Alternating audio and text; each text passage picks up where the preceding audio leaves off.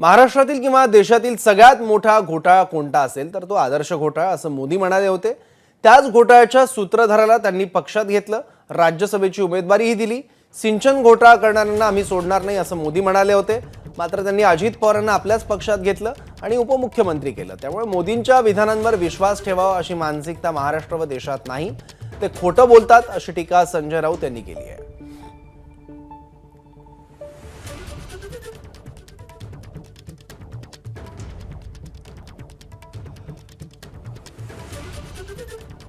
संजय राऊत यांनी ही टीका केली आहे पंतप्रधान मोदींवर आणि पर्यायाने भाजपवर।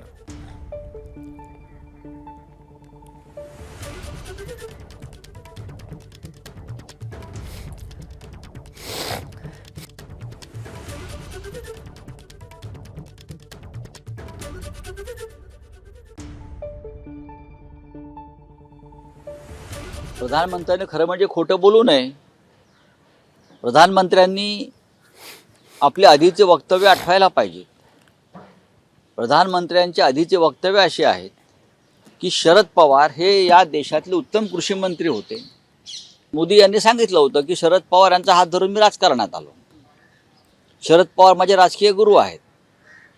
ही मोदींची वक्तव्य आहेत। आदर्श घोटाळ्याच्या सूत्रधाराला त्यांनी आपल्या पक्षात घेऊन राज्यसभा दिली। सिंचन घोटाळ्याचे सूत्रधार अजित पवार यांनी त्यांना आपल्या पक्षात घेऊन उपमुख्यमंत्री केलं।